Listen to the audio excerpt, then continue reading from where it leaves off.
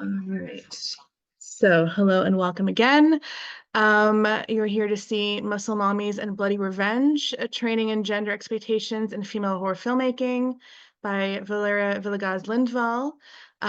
Dr. Valeria Villegas Lindvall, who has been with us for, I think, 4 times, kind of a yes, record, specializes in Latin American horror film with a feminist and decolonial focus, which earned her the Early Career Award in 2023 by the Latin American Studies Association. She is reviews editor for My Feminism and Visual Culture and member of the advisory board of My Imprint at Punctum Books. Former co-editor, writer, and translator at Rolling Stone Mexico, and currently, she is also an active collaborator for physical media with Arrow, Vinegar Syndrome, and Powerhouse. All right, over to you, Valeria. Hello, everyone. Thank you so much for that, Ellie, Sarah. I'm really excited to be here and to congratulate you on your 10th anniversary. So, of course, for me, it's always a great honor to get to think through different topics with you, to get through different kinds of ways in which horror can allow us to have these conversations, right? So I'm going to start sharing my screen right now. I believe you need to give me some permission to do this. I think you're fine, actually. Oh, sorry, you're right. Here you go. No biggie. There we go. So you should be able to see everything without my notes as of now. Uh, I'm excited because, as a matter of fact, the person that introduced me to strength training is here right now, my husband, who is who is there like a fly on the wall here today. And a shout out to my friend Ale that got got her up really early in the morning in Mexico so she could join us. So welcome. Just a little bit of a warning. The activities depicted in this video are strenuous and highly physical in nature. They should not be attempted without consulting your doctor. It's a great little kicker from Linnea Quigley's horror workout from 1990. So this is my talk, Muscle Mummies and Bloody Revenge, Training and Gender Expectations in Female Horror Filmmaking. And it's an honor to be here to talk about something that I very rarely get to talk about because it also has a little bit of a vested interest for me. I have been doing weight training for the better part of 6 years now. So this is a topic that is near and dear to me. And I would like to begin with a pivot in popular culture. And you might be a little bit familiar with these images by Kristen Stewart in her Rolling Stone cover for 2024. And this kind of connects two different topics that are just very, very personal because I used to work for Rolling Stone. And at the same time, I believe that this particular cover was able to signal to a topic that had been a little bit in the shadows. It's not that female training, female bodybuilding, or like was completely out of the spotlight, but I think that this particular cover, which was meant to promote Rose Glass's Love Lies Bleeding, that I will cover today, was kind of a watershed moment. And this is where, as we will see, Kristen Stewart plays Lou. She is this gym manager in league with Katie O'Brien's character Jackie. And aside from making many of us swoon, this cover offered something that prompted this talk and kind of got my brain juices flowing as a muscle mummy in the making. So this is somewhat of a personal corollary, as I said, because I love training. I've been doing heavy lifting for 6 years now. And now I couldn't possibly let go of the theme. What really struck me about this particular photo shoot was there are two spaces that Kirsten Stewart was inhabiting very voluntarily and very intently. First, the clothes that are intimating this kind of gender swap that it's very difficult to ignore.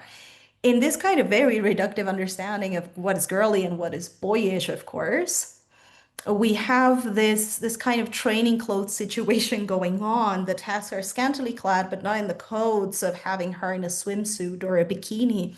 And for me, it was very interesting to see her in a jockstrap, to see also this reference of Nightmare on Elm Street with Johnny Depp's crop top. Like yeah, for the crop tops in the 80s in guys.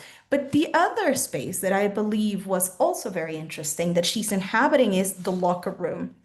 So visually, this is a locker room that is not full with prancing women in their underpants or slashing or getting slashed on occasion, but it's her occupying the full space of the locker room, which has been the site specifically in these narratives that have to do with training and they have to do with physical performance, becomes this arena, this kind of place of male fantasy. And I love that this particular interview that she's giving for the cover she had made the statement, this is the gayest fucking thing you've ever seen in your life is what she was aiming for. So to transform and not necessarily make this space be inhabited by women or by this kind of very binary idea of femininity, there is a swap and there is an awareness of the visual here, I believe, that allows the space to be transformed in a way that is not necessarily meant in the kind of gaze that we have been presented with in horror film. So it's not, in my view, it's not necessarily catering to the idea of entertaining these voyeuristic male fantasies of sex in the showers, where they can be contained and played out, and where women are sort of trapped in this trope. And I'd like to also make this observation that I'm not talking necessarily about a binary idea of gender, but rather this sort of constant membrane, to cite Carol Clover, that gender becomes this permeable membrane where we can have a constant negotiation that is given in terms of space in this particular shot. It is not a locker room that is playing out this kind of fantasy of cruel schoolgirls as the Palma imagined. It is not a place where where the playground of fragmenting the body in vulnerable moments happens, because usually this particular setting of the locker room. And we even have, I mean, I think in the background, we also have this sort of expression of locker room talk there, right? This site of male fantasy, this site where women are vulnerable, this site where we have all these fragmentations of the image, like it happens in Carrie, is not being reified, is not being necessarily reproduced in the same way. And it helps us kind of understand that the locker room can be something else. So, for instance, it's not this either. The photo shoot that had Stewart in the locker room, with an impertinent gaze looking at us and challenging this notion of clear-cut limits. We can even see, that there's a guy here. And I love that he's not featured in full. We just see his arm. Here we have the impertinent gaze of Stewart looking at us. So we're not talking about these notions, this particular kind of background in which the locker room becomes a site for male fantasy. I love this example, Hello Mary Lou, because there's all these unbridled kind of like for the male enjoyment, lesbian fantasy that is happening in the showers, right? And we can even see that there's a negotiation, that there's a break here in the Rolling Stone photo shoot. There is a guide on the right side of the frame. It is not his turf, it is hers, and her gaze is directed at whomever watches, not an accessory, but an inhabiting of a space that is traditionally understood to contain the fantasies I mentioned, that originated in locker room culture, especially in misogynistic jokes and homoeroticism about among men. And it helps us understand where this kind of liminal site where gender identification is not necessarily given by these roles. So on the contrary, we have this place where the locker room becomes a liminal space. And I will talk a little bit more about that in a few minutes. All these things made me ponder how closes horror to training and how this practice also delineates and prescribes gender roles, but it can subvert them. So it is a matter, it is a feminist concern that has been blasting through the screen in the past few months. And of course, I think visual culture allows us to understand the locker room in this kind of way. I just had to include Linnea Quigley's horror workout because it is also this kind of voyeur. It starts, if you're not familiar with the film, it's it sort of reprises this idea of the workout video in a way that I find is bombastic and hilarious. But at the same time, it reproduces this idea of a scream queen as an object of desire that can be caught in her most vulnerable moments, always waiting for the killer to strike. And as a matter of fact, the film begins that way. It's Linnea Quigley. I just have a butt.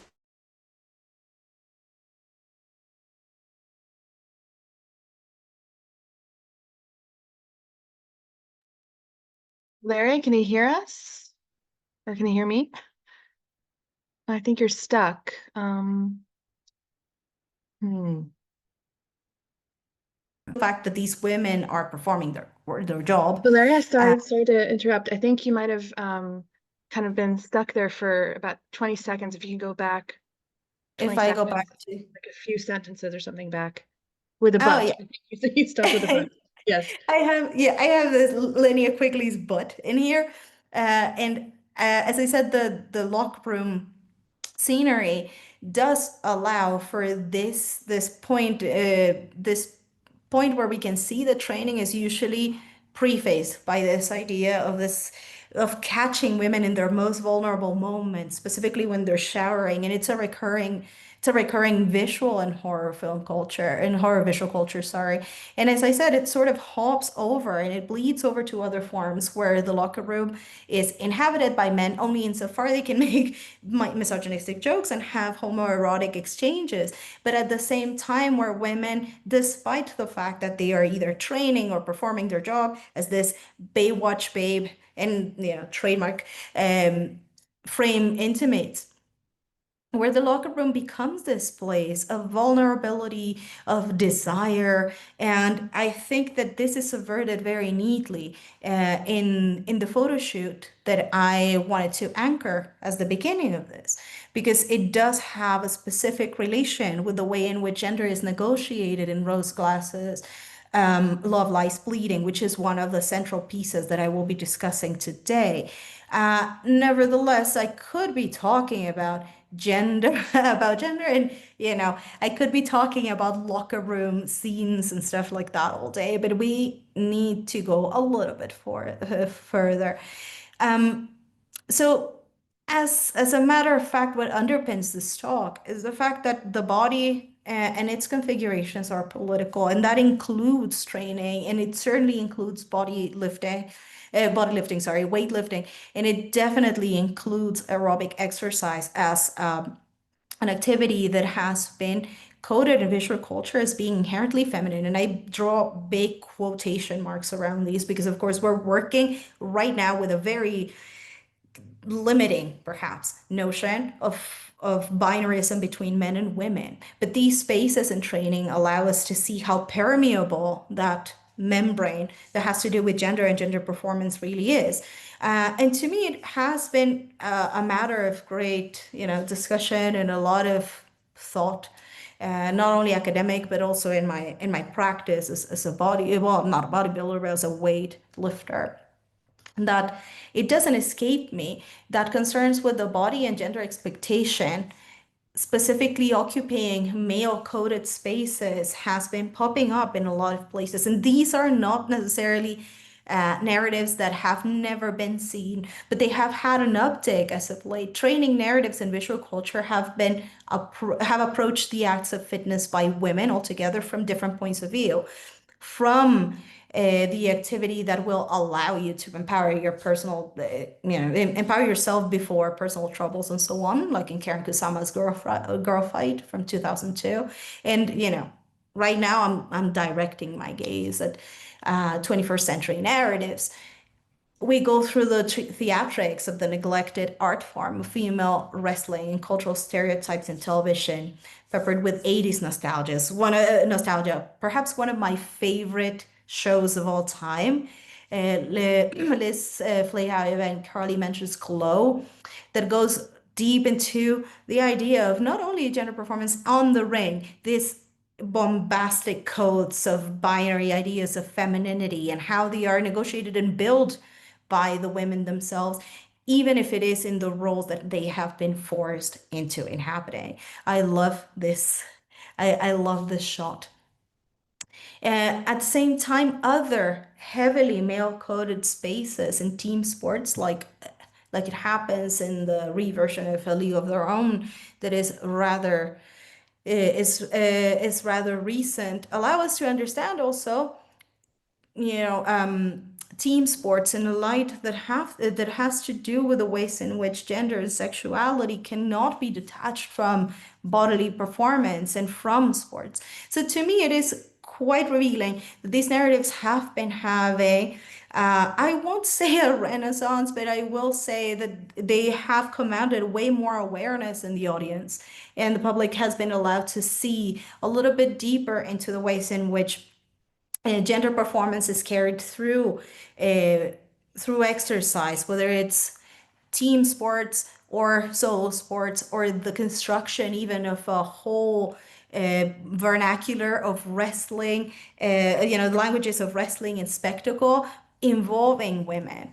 And I find that to be incredibly alluring and interesting, especially considering that these particular sort of narratives that we will go into that have to do with aerobic exercise have been for a very long time associated with women. I mean, who could forget, or maybe I'm just dating myself here, but who could forget Jane Fonda's very popular home video for training aerobic exercise, the same way that Cindy Crawford did in the 90s, and the same way that we see a lot of these performances that have to do specifically with aerobic exercise, sort of anchored in a very specific idea of femininity. But what happens? What about horror?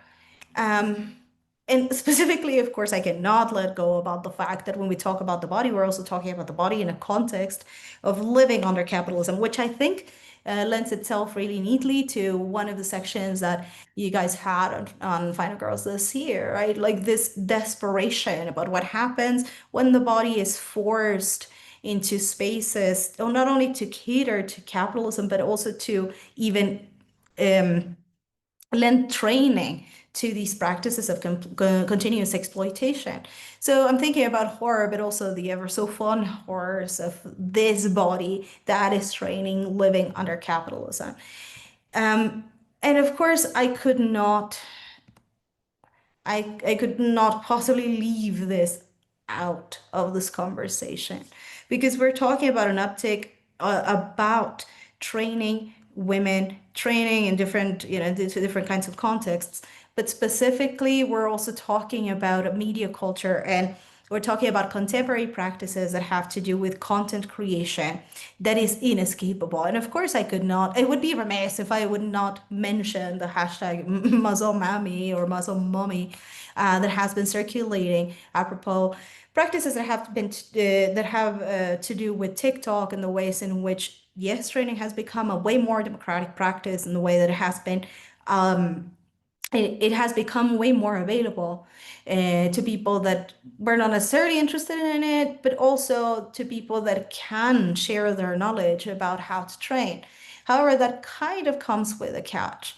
And here I have been thinking a great deal about my OG, Silvia Federici, in her Beyond the Periphery of the Skin that came out a few years back. And here she's discussing the ways in which the body is configured at the service of capitalism.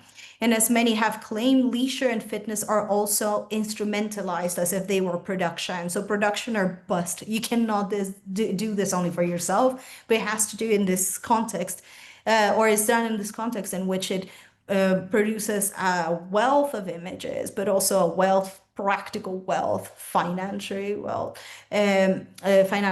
So fitness talk, and I mean, as the young'uns would call it, has been, of course, is liberating for women and women and all other folk that do not necessarily think about themselves, or think about themselves as constrained by these gender roles that are binary. And I think I'm not here to say that fitness talk or these practices are necessarily pernicious and terrible, but rather to think through the ways in which they also can cater to this idea of production or bust, instrumentalizing fitness as valuable insofar as it can produce something. And it puts us in a position where we can question how much of this rhetoric, empowering, or even on the side of reveal your true self, which is a tagline that it underpins the whole narrative of the substance, which is another one of the cases that I will discuss today, can kind of take our attitudes about fitness one way or the other. And that narrative about reveal your true self, it's only if you shed those useless parts of your body, shed away the fat and the non-muscle and the flabbiness, and then you'll be your true self, which are completely pernicious and have been haunting women for a very long time. Kind of come afloat and flirt with this other kind of resistance about empowering by engaging in physical activity. So of course, not only not only is domestic unremunerated work, unpaid work, instrumentalized in service of capitalism, but also leisure and fitness are traversed by this logic. And I refuse to think that that's the only way that we can think about fitness, but to a large extent, these practices of instrumentalizing fitness as a site for production cannot possibly be outside of the conversation. Uh, so, of course, in an age where information is currency, so is imagery, and somewhere between subversion and co-opting is fitness. I'm not here to give a straight out, a straight answer as to where exactly are we going, because I think we are oscillating in that kind of place of visual culture where we can think about empowering, but we can also think about co-opting. And as we will see, the connection also has to do with, there's a constant negotiation of fat phobia and fitness, both of which are colonial pillars to a desirable body. We cannot escape this narrative where these bodies that are these machinery, this perfection of the body, and we will talk about this because who could not talk about Arnold Schwarzenegger in this context, but where we think about white cis bodies that are slim, that are coded in this kind of binary. To me, it is very fortunate to see how the internet sort of allows us to negotiate this, and to see a lot of people that create content that has to do with fitness that constantly gives this kind of resistance about these colonial pillars to the desirable body, the body that is configured in a way, in a frame that is slender, that is effective, that is a cis slim white body. And it is very refreshing to see this negotiation, but at the same time, I think it is capital that we also acknowledge that there is a connection with the prevailing environment of incel cohorts that we cannot ignore, that plague this. And I mean, that sounds very tough, but I believe an appropriate word, that plague these circuits and that plague these environments where fitness is constantly reclaimed by different bodies that are not necessarily seen, have not been historically seen as inhabiting these places. So I like to think that we have a hopeful counterweight to these narratives, where training has been co-opted constantly by incel circles that insist about this, that insist on fitness as a gateway to radicalizations to the far right, and that have espoused these values and that very constantly play these videos. I like to think that we have a hopeful counterweight. And it is difficult to ignore, because even the behavior of these algorithms intimates how much of these intersections are become evident about after 2 or 3 videos on just plain advice that has to do with fitness. And then you have this intersection that is constantly pushing to this radicalization to the right of binary understandings of the body, the idea of strength as a parcel of cis men. All of these contents are interweaved, and for me, they are different. They're not they're interlocking constantly, and it is also an obligation in thinking through fitness to think through these narratives and how they get pushed out there, but also how can we resist them.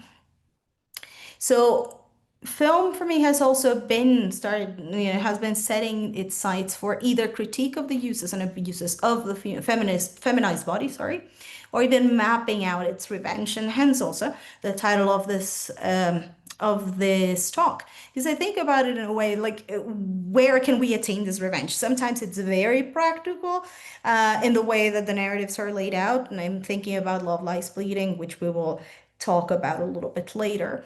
But I also think about a revenge that is perhaps a little bit more long-winded, where we are allowed to think through training as an empowering practice. And I mean, that's a much bandied about word, empowerment, but not in this post-feminist way of thinking about it, but empowerment in a way that we can blast perhaps and hopefully these codes and expectations that have to do with narratives of the body as necessarily instrumentalized as the perfect machine, but rather as a place where we can negotiate these constraints of gender and of strength.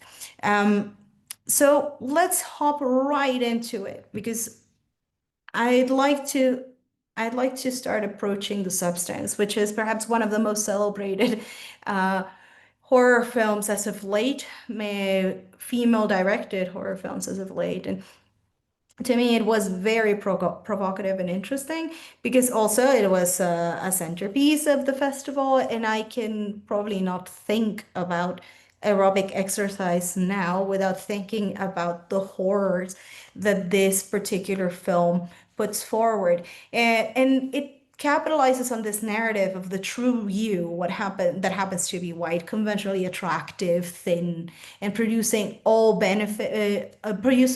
beyond all benefit to oneself.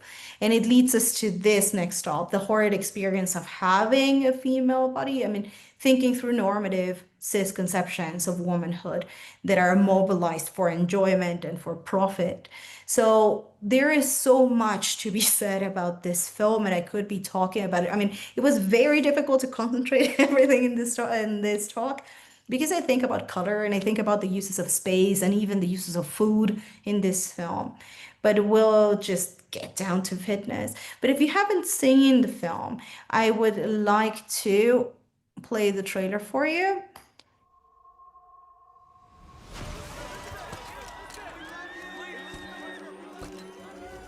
People always ask for something new.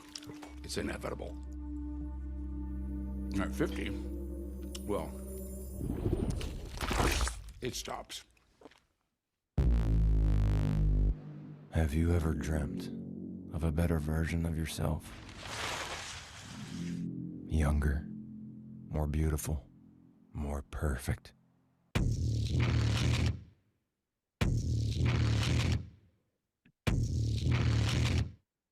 One single injection unlocks your DNA and will release another version of yourself.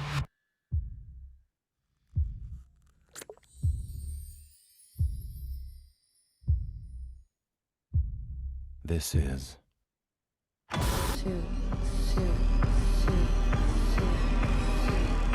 You're hired. Let's go. a perfect balance of 7 days each. The one and only thing not to forget. You are one. You can't escape from yourself. There's been a slight misuse of the substance.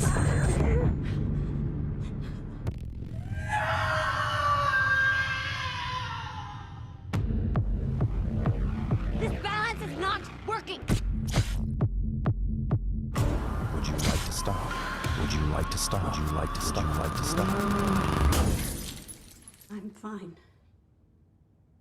Everything's fine. You have to Control yourself! Old, fat, disgusting!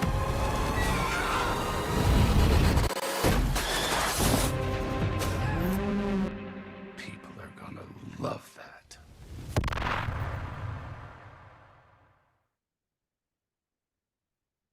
So I can definitely not deal with the sound design in this film because I think it's a misophonic's nightmare. Specifically, all these instances where we find people chewing on food, I can definitely not deal with Dennis Quaid eating shrimp in that scene.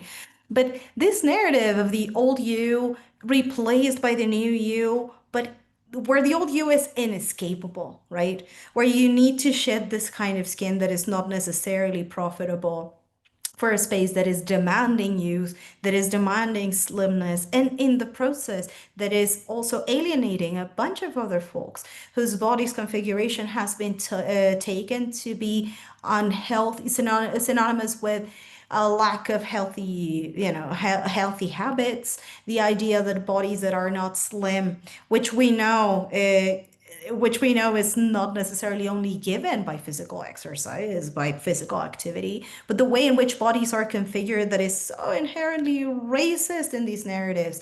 To think through bodies that are slim and white as the standard for desirability and for profit.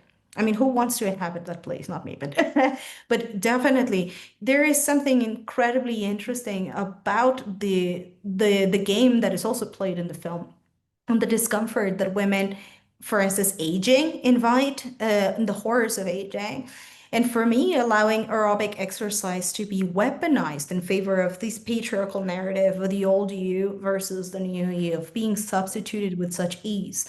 So here the body is reconfigured as the idea that is perennial, it should never stop, it can be interchangeable, and fitness is just the place where these normative desires are outlined, and most importantly, they are reinforced and they are reconfigured through spectacle. If there's something that I can say about this film is that it does blast the spectacle out in the open, and I think it's perhaps one of the most in your face um, ways in which it can be done, blasting open all the absurdity of fragmented bodies as producer for profit.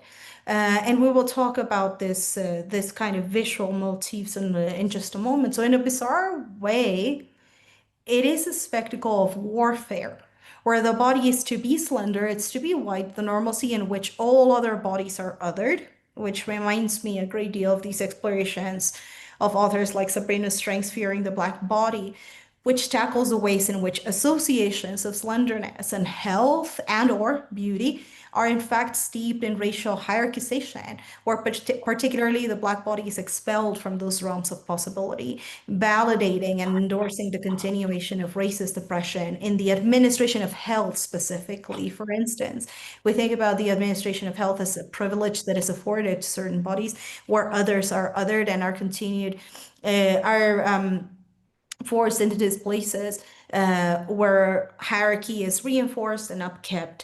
So this insidious narrative is not detachable from discourses of fitness and this exploration in the substance, which is undeniably the fantasy of the white female frame prancing around and its oppressions, rather than a partial, it is a rather partial picture of the ways in which fitness validates and confronts expectations of bombastic cis female desirability, and it takes it to the extreme, leaving many questions open on the ways in which these discourses could be explored in the configuration of exoticized bodies in the public eye, for instance. However, today we'll tackle several lines of thought that this film made me tease out, and I think for me that's also important. I know that not all narratives can be about everything at once. At the same time, I'd like to make this disclaimer that, of course, we're moving, or at least I don't know if of course, but for me, we're moving through narratives of normative bodies, bodies that are considered to be in this hierarchy, the subject of spectacle. And in a very particular way, painting this partial picture through whiteness. But to me, it is quite interesting that there is also an element of the grotesque. And if there's something that had been the object of much discussion about the substance, is the incredibly bombastic way in which the grotesque is exposed. And when I think about the grotesque, I'm thinking about this conception of a brilliant Annie van der Rohe, where the grotesque is the interval where hierarchies are put upside down. And this had to do with a talk that brilliant Professor Van der Over gave on the cinematic medium in itself as grotesque. So if we think about visual culture, and I love this little detail of the Garden of Earthly Delights, because I think it really helps us understand how the grotesque can be absurd. It can be humorous, but it can also be a place of negotiation of what is possible. And the cinematic medium in itself, and I'm referring to Van der Over here, is this place that is a grotesque medium. The grotesque is not supposed to be mimesis. It's not supposed to necessarily reproduce reality in the same, in this kind of fateful way. However, this film, specifically the substance, helps, it confounds, both taking the grotesque and the horrible to the extreme. It blows the body open in a figurative way.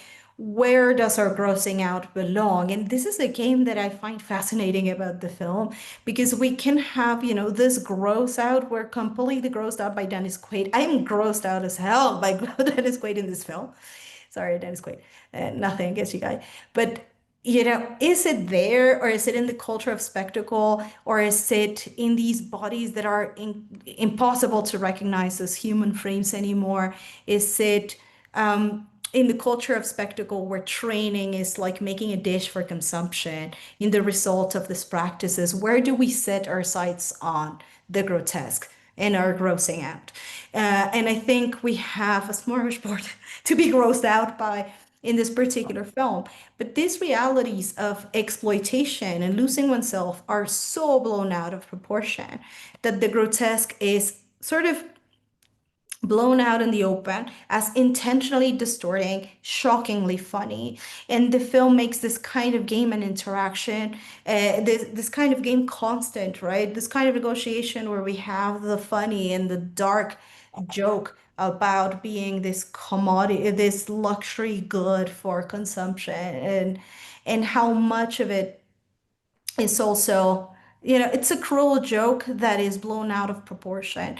So it is immensely absurd, where this very negotiation that is facilitated by fitness, in this specific instance, it's facilitated by aerobic exercise, can happen. So this co-opting of fitness by narratives of betterment, disguising empowerment, also are brought to the fore. How much of this empowerment can be afforded only to certain bodies, only in a particular moment of their time. And this site, this aerobic exercise is a site here where an activity associated with a normative feminine becomes an arena. So if we're to flip this, I can think about the update of the very, very famous Monstrous Feminine by Barbara Creed, right? Where she writes in 2022, thinking about her foundational, The Monstrous Feminine in 93, which is capital to feminist horror studies, about how these narratives that are directed by contemporary female directors also have to do with the ways in which the object is not this imaginary objection about the sexualized body, female body, feminized body, but rather rests upon patriarchal structures, co-opting female sexuality, patriarchy as the actual object. And I like this kind of game that the film presents, because it is so in your nose, and it blurs the line between the human and the non-human in the code of the grotesque. Specifically, I'm thinking about Alyssa Sue here, our gal that just goes on and walks to the big event in her body configured as she has been forced to be configured, in this obsession of being kept young. She is no longer recognizable. And when she takes the center stage in the most scandalous of ways, making this kind of reprising gesture to the Elephant Man, but also this kind of reprising gesture to the circus freak, where these bodies are in constant pursuit of identity and are very spectacularly negated in the public eye. So to me, this is an interesting game in the grotesque, because the body appears distorted as it appears through the lens of patriarchal administrations of fitness and profit. So as if woman was a puppet, it goes from repulsion to amusement to laughter to horror to shock. And all of that in the code of the grotesque. Let us not forget this last scene where she is, as I said, or at least the last presentation, where Master Elisa Sue is, you know, in this complete denial of like, this will not be taken away from me. I'm finally in the pinnacle of my career again. And we have this very cruel joke where you no longer belong in this space, this bombastic display of blood and guts that ends in the very cruel joke of being a luxury good, having a shelf life that you will never be able to exceed because of this constant demands of perfection. And of course, it is impossible not to think about Angela McRobbie and her writing about the notes on the perfect, about how this is a concern in the public eye. It's a feminist issue, and how much this film takes it out completely out of proportion and makes out of this a great big joke of being a luxury good. I find this particular scene as, you know, I think equal parts gross, yes, because it really does lay it on thick with the grotesque, but also heartbreaking as the pursuit of a constant perfection that is just always so out of reach. And also this, I mean, this kind of notion of like, it is me, you know, like it's still me. Why can you be so grossed out by an image that produced so much profit before? And having said this, and having put out the grotesque as a means in which these expectations can be negotiated, we cannot deny that there's also a great deal of critique about this blowing the gaze out of proportion kind of controversy that the film has invited, because it has profited. It has been, you know, I think it is very overt in the way in which it exploits this idea of the this kind of creeping gaze on the female body as fragmented and as an object of consumption. And it is a cruel spectacle of youth and consumption in her body, in the body of the main character, but it reprises a lot of gestures that we would read as, you know, the traditional way of fragmenting the body for visual pleasure. And here I'm just making a comparison. This is like a back-to-back comparison with Linnea Quigley's horror fitness tape. And the similarities are so striking. And this is a recurring motif where we have this segmentations of the body. And of course, this sequence where she is doing ab work and a lot of really 80s, I would say, aerobic exercises, Linnea Quigley, that is, makes me think about this reprisal of the constant segmentation of the body as a way in which fitness is conveyed. And for a long time, horror and fitness have had this as a background, this gender fantasy of macho men and women only adequately fit by standards, that big stylized bodies and leotards that are constantly fragmented. And this is a neat example of this intersection of horror and comedy, but also horror and voyeurism, and this kind of way of coding, training narratives, peppered always with this kind of voyeuristic way in which physical performance has to do with this desirability of fragmenting the body for both for desire and in the inescapable effects of age and time. And I think about this horrible line that is featured in The Substance, where the casting agency is saying something like, "Too bad her boobs are not in the middle of her face instead of that nose." So I think that Fargeat here, makes a deliberate point in having us see the whole process. The cameras are featured multiple times. There are screens. There's this fragmentation that is so insisting. It is an underlining of the mediation of the gaze, producing desire, even in the most adverse of circumstances. So the film has been discussed in terms of this weaponization of the gaze. She fragments these instances that are televised, and we see Sue only in bits of her body. So, and this parallel with Linnea Quigley results in a very telling way in which I believe two ways of handling this fragmentation. Of course, the film has been also accused of reprising that which it was set out to critique. But I think it also begs, well, I'm not giving like the definite answer. What I can say is that it does intimate how much our imagery is traversed by this idea that it's necessarily coded in this configuration, very Laura Mulvey that. That the whole visual language has been developed in the code of patriarchal enjoyment. So how much of it can we indict and where can we locate the critique? I'm not here to say that this piece is liberatory and it will blow the lid open on the ways in which visual culture is configured after a patriarchal oppression, but I definitely think that it leads us to questioning how much are we unable to see certain critique because we're thinking in that key. So the last scenes, I believe, blow open this cruel extreme of the fragmentation from the grotesque. And I could not escape the thought of Society by Brian Usna, because it feel like it's a throwback a great deal to these kind of effects, this kind of visual effects, the use of prosthetics, and the role that this enjoyment it's turned on her head. It's painful and it's disgusting, but it's also incredibly heartbreaking. But this play of fragmentation also establishes an interesting contrast that extends to uses of space in the film. Everything is eerily manicured, just like the female bodies are, here specifically Sue's. In living rooms and in halls, all the women look tiny in this horribly confining environment that is paradoxically vast and humongous, like we see in this particular scene where Sue is stretching.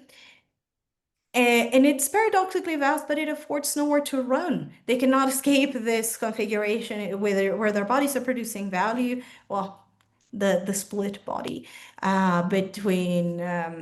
between this woman that is one and the same, but affords nowhere to run. It is fitness or die. It is perfection or die. There is very little to be offered by way of solace or escape. And the colors are so unbearable. Of course, much has been said about the environments of the substance and this throwback to The Shining. But the colors here I perceive that are so incredibly unbearable and loud, with, of course, the stunning photography of Benjamin Crashu. The confinement becomes more and more evident. The ambiances become darker as Elizabeth becomes a recluse, and her deterioration is mirrored in the spaces that she inhabits. Here, this incredibly sterile environment of the bathroom that I find so eerie because it has not a single spot but the blood that eventually is just on the floor, blood and the guts that are spilled there. So as the character becomes a recluse and her deterioration is mirrored, as I said, in the spaces confine the women that would otherwise gleefully prancing in aerobics. They become a prison. They become, I mean, this kind of gesture of the fly-like confinement, where they become this monstrous being, but that is not allowed out, you know. And this, I mean, I think it becomes a very interesting also throwback to this kind of to the 80s version of Fly.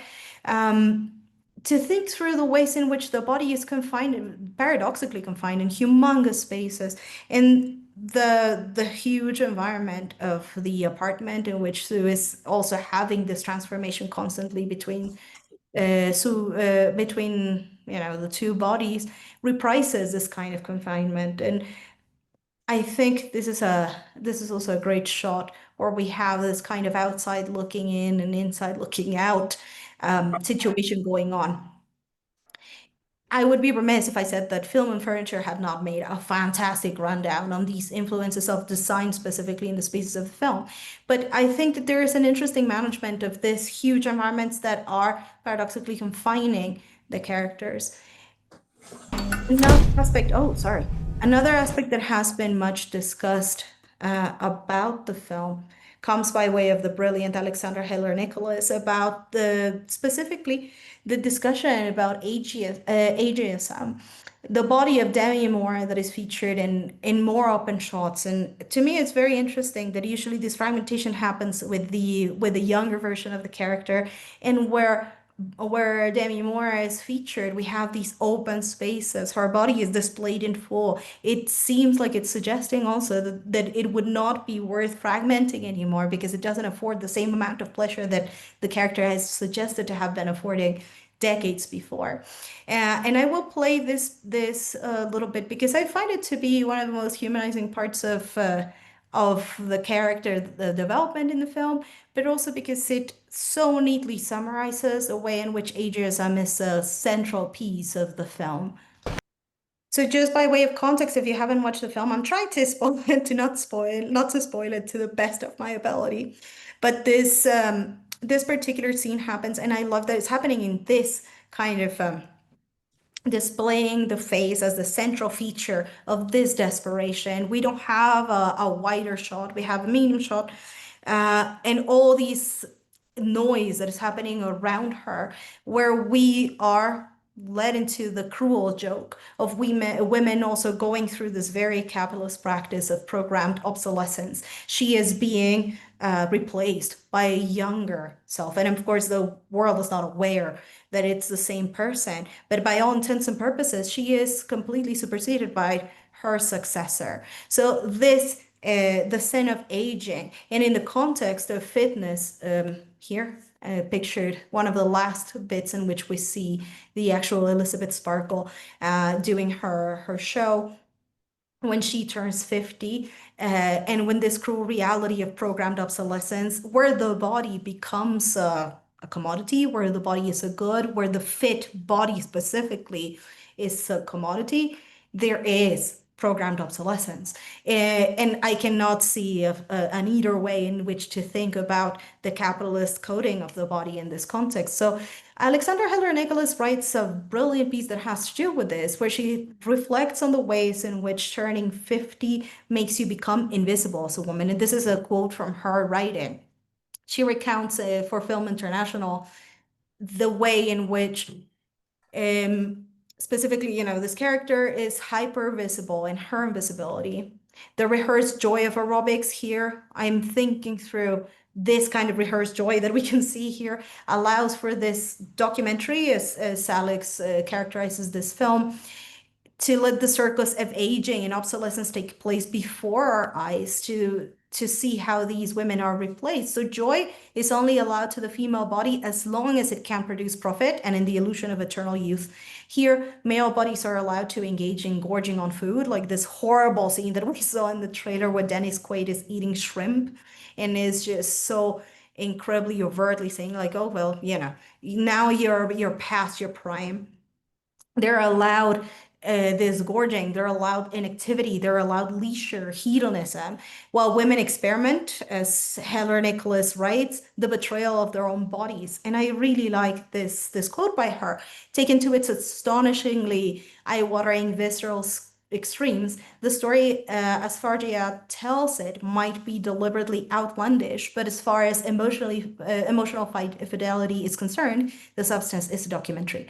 So thinking through this relation between the film and aging, it is possible to think about the cruel spectacle of aerobic exercise as a place where youth is promised, but it's never achieved. And that's perhaps the butt of the joke. That's the horrible, cruel joke, that it exhibits the absurd lengths to which the weaponization of fitness has come by visual culture.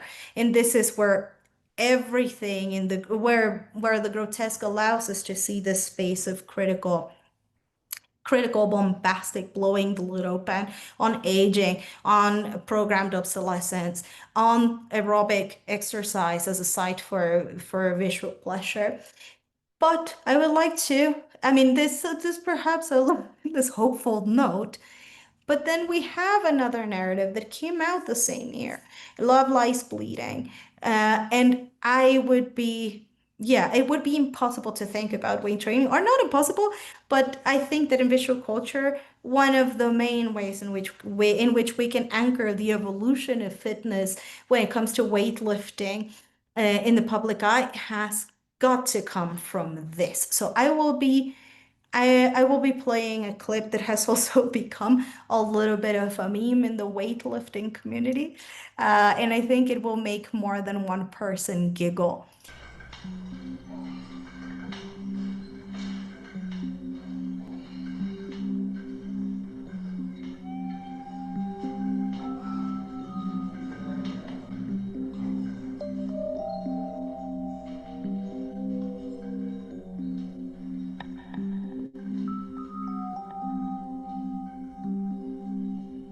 The greatest feeling you can get in a gym, or the most satisfying feeling you can get in the gym, is the pump.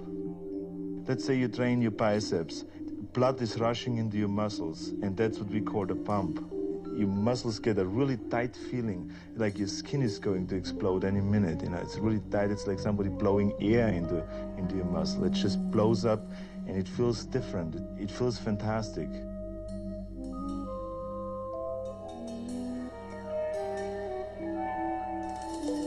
It's as satisfying to me as coming is, you know, as having sex with a woman and coming. So can you believe how much I am in heaven?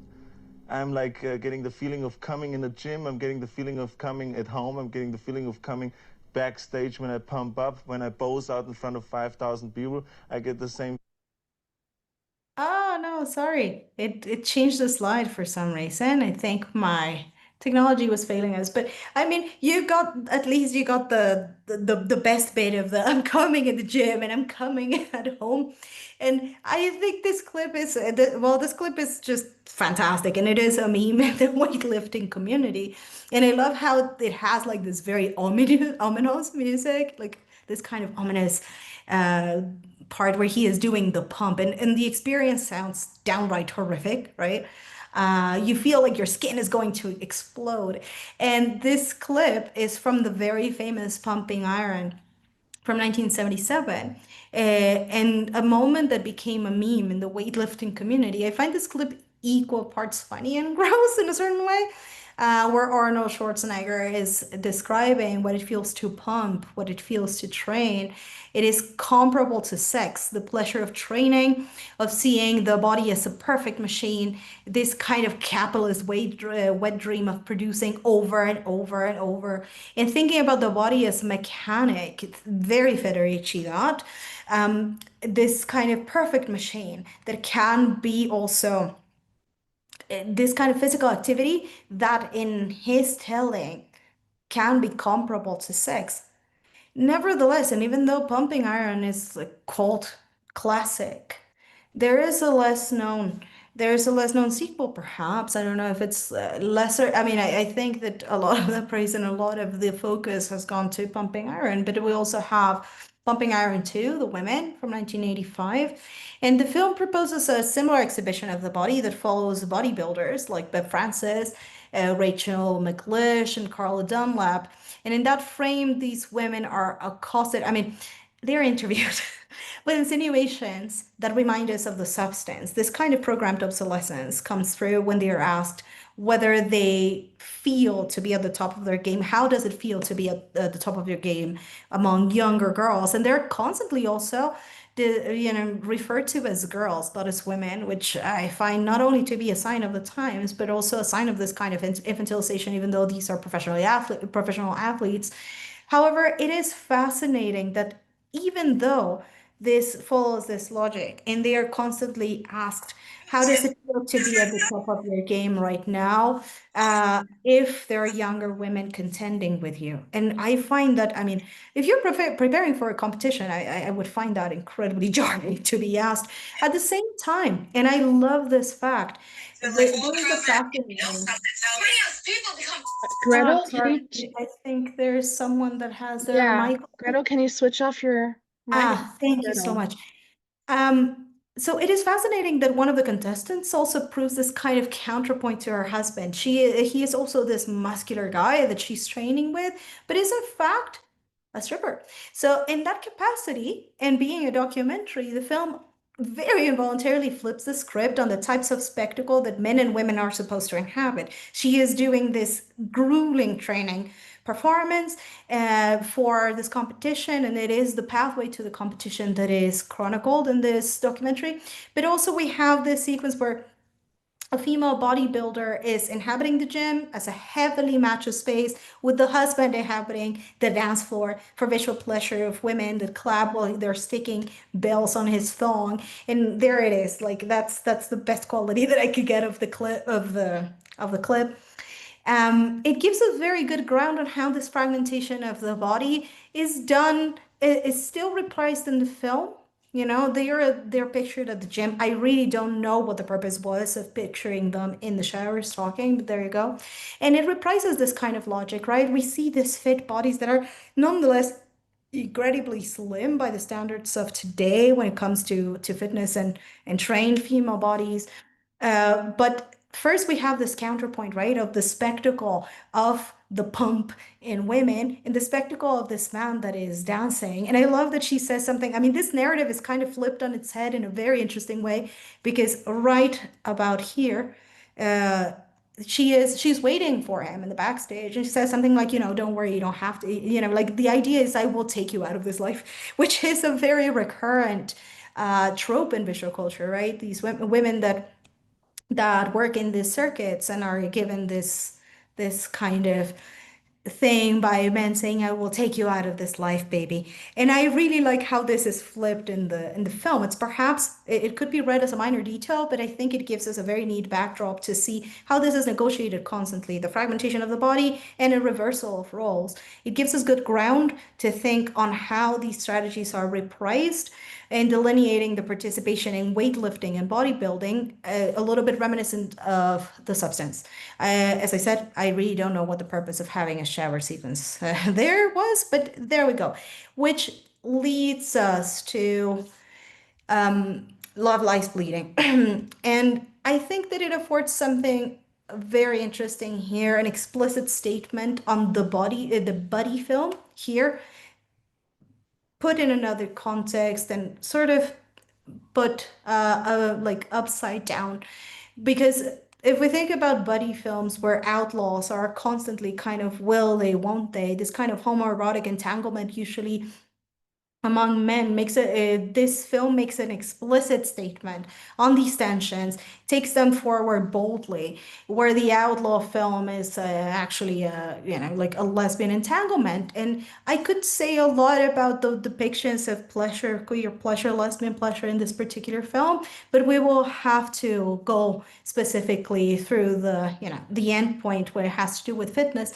It has this unapologetic desert hearts vibes, and I love that fact. There is a deliberate subversion, in my perspective, of this subgenre, bringing fitness into it. It reminds me a little bit also of this kind of ironic detachment of Love Is a Slave, Right to Hell, where we have this subversion also of the buddy outlaw film. And it is set in the 80s. And I love that we began this talk with the Bronski meets a small town boy, because it is like kind of lurking in the narrative there. It is set in the 80s, and I don't think that this is a minor detail, because it allows for a momentary suspension on the 80s rhetoric on queer bodies as disease, as we know, specifically in the neglect of the, you know, in the neglect of the LGBTQI, you know, health support in times like the 80s. And I think that it allows also for the suspension of this rhetoric for a moment. It flips the political nature of body autonomy in a way. Here we have the display where Jackie, the main character here, is in the competition that she is so fiercely training for. So one of the ways in which I also consider this film to be quite interesting is that it presents us with a tremendously flawed set of characters. The buddies in our movie are not people that are supposed to be the poster board for flawless empowerment. As a matter of fact, they're incredibly flawed. And I think that affording this kind of humanity also allows for this kind of toning down of the idea of Arnold as, you know, like as of the fit and pumped body as this perfect machine, but it reveals it to be an incredibly flawed machine. With the current environment where there's a tremendous backslide in rights today, this rings true and urgent, especially when incel cohorts are riddling fitness algorithms, and it allows for a negotiation of those rhetorics, I believe. There we go. And bringing back to where I started, because it presents the gym as a liminal space, and it is a boy club. It's still a boys' club in this particular film. I will not be playing the trailer, nevertheless, I think you might be familiar with this film. We have Jackie here, the title character, and we had Kirsten Stewart playing Lou, or her counterpart, as this woman who manages a gym and once encounters this bodybuilder that is training. Jackie is training to get to one of these big competitions, bodybuilding competitions, and in the way they have a romantic and erotic entanglement. There is a great deal of escaping from the law. And at the same time, we have a very explicit link to the use of steroids and performance enhancing drugs. It is not escaping my view the fact that the film could also be read as this paranoid roid rage fantasy, which could potentially, take away from this kind of autonomy. And I think that's perhaps the trick, and that what makes it a little bit more difficult to think about the ways in which empowerment is forwarded here, and how much it also has to do with this drug adult fantasy where actual empowerment is not necessarily achieved by the character. So it is a constant negotiation that proves fascinating, in my view. This reformulation, this subversion of the space of the gym, to come back to this, it becomes a genre question, it's a space question, it's a gender question.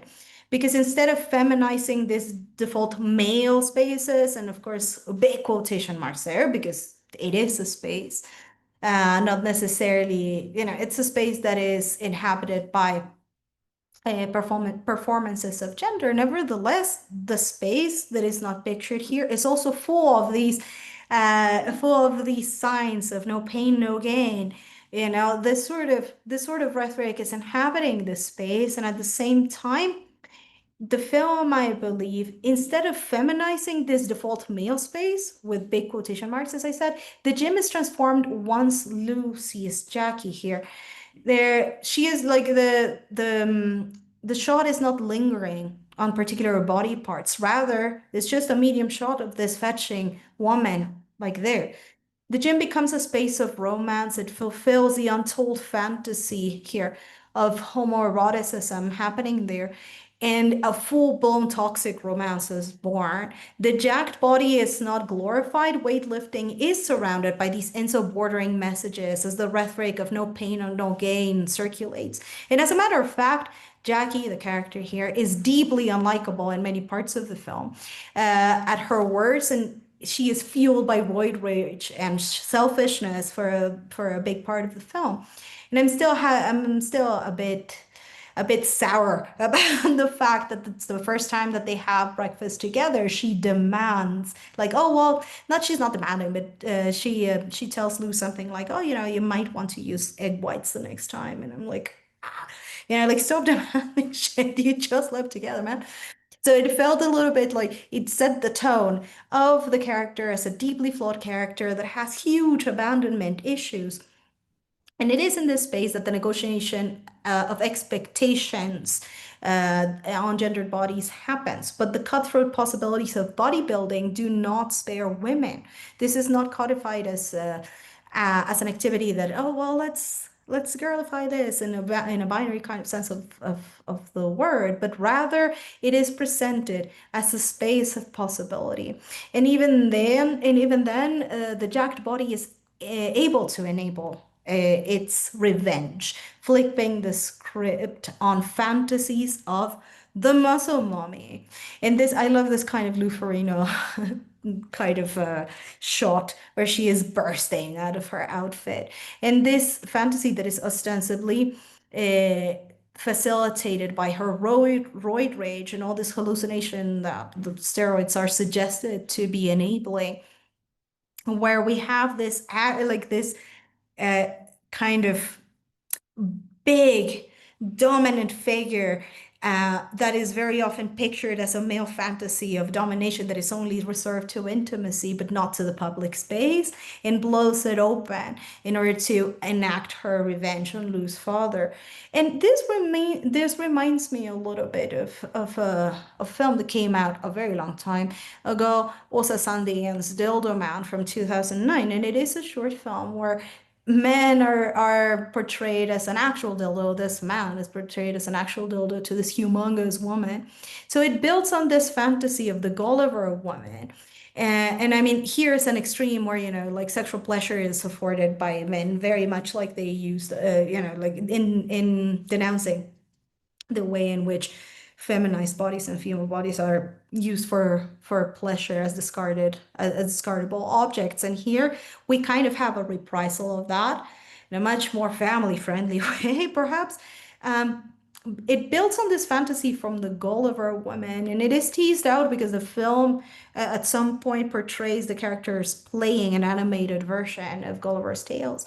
And even if it might be constructed as an imagination out of Jackie's roided mind, it conveys a moving prospect. It is the fulfillment of a deeply broken character that reconciles and confronts the notion of the bodybuilder as a machine. She is so painfully human, so non-machine-like as Arnold in that 1977 clip. This huge body is also riddled with tremendous abandonment issues, and with Lou cleaning her messes constantly. I think that the end, I won't give it away, but it's such a neat joke on how she constantly is enabling this horrible entitled way of acting by this huge body that is nevertheless very small inside, and it's full of painful experiences. And this is conveyed with. Sorry, I hate to interrupt because this is all brilliant.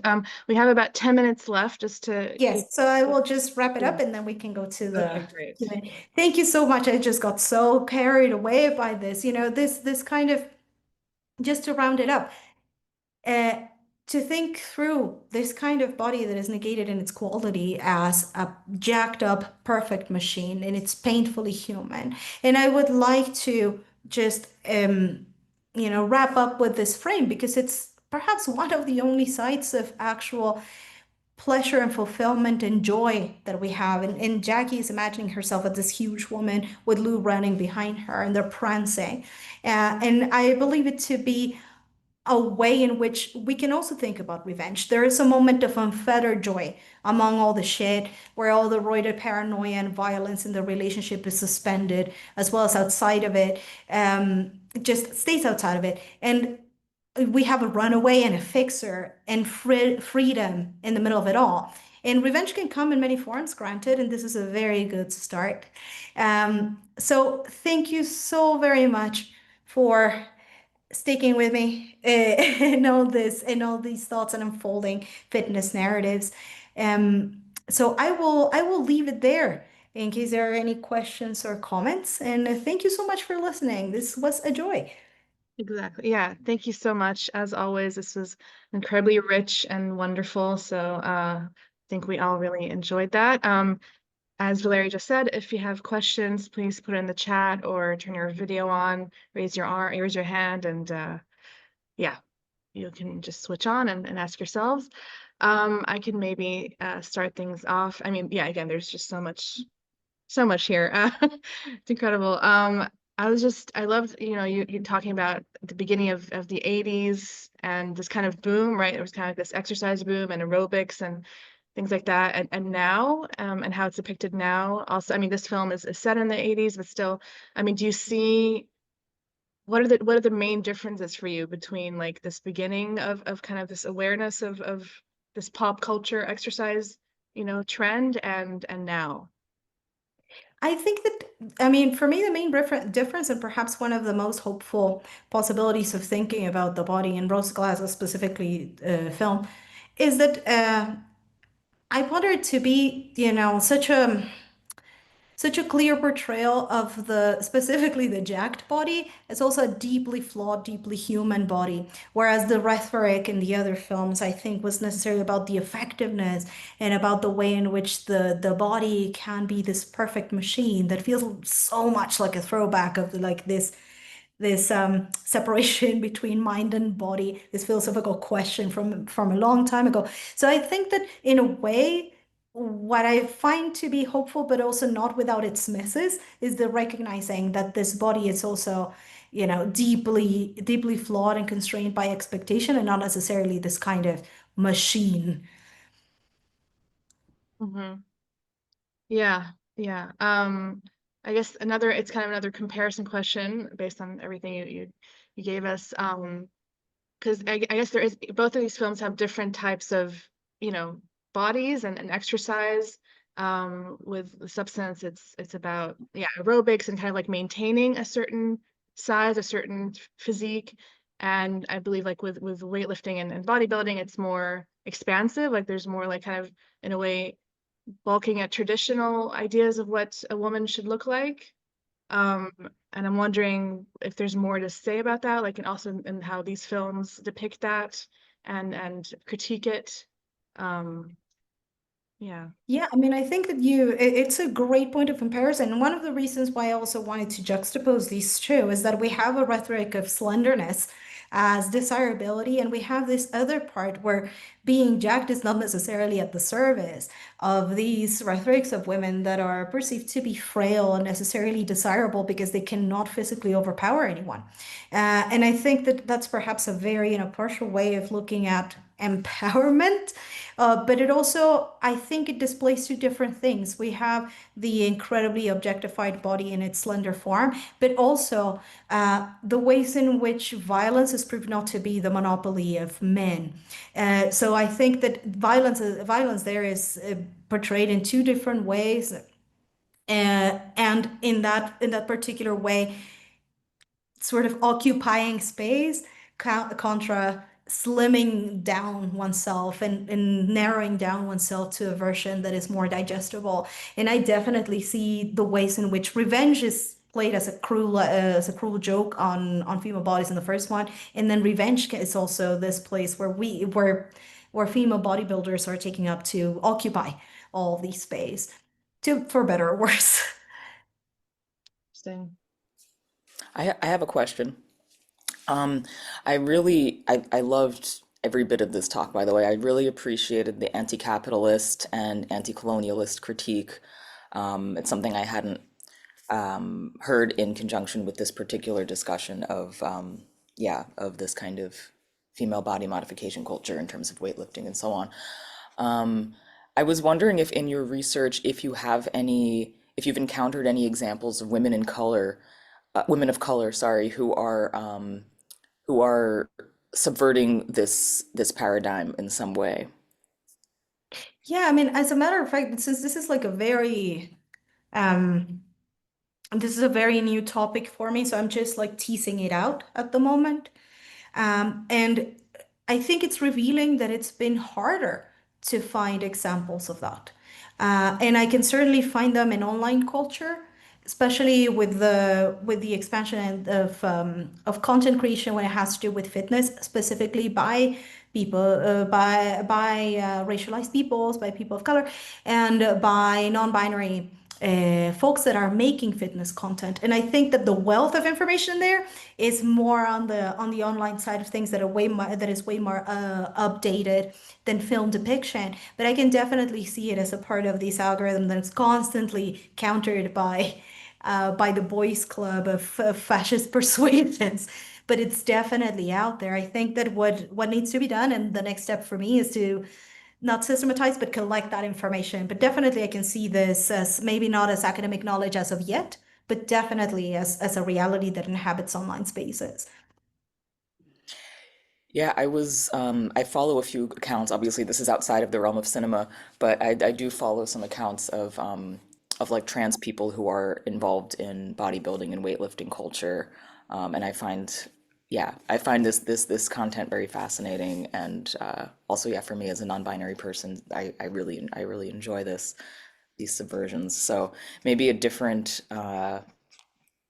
a different avenue in this realm of study, but yeah, just something that could maybe prove an interesting counter example when looking Yeah, at. I mean, It is very enriching also, and I love that question. I appreciate it a lot because it makes me think about how we can expand our understanding of, you know, the the ways in which visual culture also permeates online cultures and how these online cultures are allowing us to subvert and question constantly what is offered by way of mainstream film and even independent film. So I think that it's the next step to unlock and to think through. There's a Comment. comment as Oh, well. yeah. You go ahead, yeah. Go ahead if you wanted to. Sure. It's from Ali Morando, and it says, "Thanks, Valeria. Such an amazing talk. As someone who tries to work out as much as I can, this opened my eyes about body culture and how it is portrayed in film and other visual media." Well, thank you. Thank you for getting up so early. Do we have any other questions out there? Yeah, let's go for it. John Ann says this is incredibly interesting, and you mentioned a few points I really thought about in both movies. And thanks for mentioning that the main protagonist of Love Lies Bleeding is not really nice. In many reviews, this is not mentioned at all because of the other subject as an ongoing strong woman discussion. Yeah. And I mean, I love that that came up because I was thinking so much about this, like how much we are not allowed to have flawed characters and this kind of very one-sided vision of what empowerment's supposed to be. And as a matter of fact, even though I was pissed off on the character very, throughout the film, I keep thinking about how this toxic backdrop of the relationship is also a testament to understanding the body beyond, especially the weightlifter body, beyond the rhetoric of the perfect machine. And I think that very neatly allows us to see that in a way. Yeah, in a way, it's a nuance that I welcome, even though I don't always like the character. Yeah, and I know I kind of cut you off there. Was there anything else in the presentation that you were not able to say? No, I think it was perfect, and apologies. I could be talking about training all day, so it Loved was it. very Yeah. exciting for me to think through this topic with you guys. Uh, so yeah, I don't know if there are many more comments or questions about this. Yeah, this is last chance here. I mean, not last, because this is just beginning of your, right, kind of discussion and analysis of this topic. So I'm sure we'll hear more from you about this in the future. I'll ask another real quick, because we showed the substance at the last festival, and both Ellie and I were definitely ambivalent about the film from the moment we saw it at a festival roughly a year before we showed it and before all of the hype had happened. And of course, I'm happy that the film blew up as it did and that it reached so many people, and I'm happy we showed it too. But there was, as you noted, this kind of like re what's the word you said, like reprisal of the gaze, of these gaze mechanisms. um I mean, I remember watching it and thinking to myself, oh my God, like the butt, Sue's butt I know. is So many bucks. character. It's is the protagonist of the film is Sue's butt in terms of how much screen time that body part receives. Um, and I think you kind of did answer in terms of like the fact that the film does subvert that with some lines about like that really grotesque line about having boobs in the middle. It was too bad she doesn't have boobs in the middle of her face or something like that. But I'm curious to know where you stand, just in your own subjective, your own personal feeling about that film in terms of whether or not it is a feminist achievement, or if it is partially, or maybe even if it is overwhelmingly still reproducing these mechanisms. I mean, I can't help but feel, and I felt exactly the same because it was touted as this kind of liberatory portrayal, right? And I think that insofar, I mean, teasing it out as a feminist film, I think it could certainly be a feminist film in the understanding of this very new liberal exercise of feminism, this very partial, this very white exercise of feminism. Absolutely. Um, Having said that, I think that for me, there's this kind of ambivalent, this difficult question on of our, how much of our visual culture, but also how much of our own ideas of visuality are traversed by these colonial, white, capitalist ways of seeing.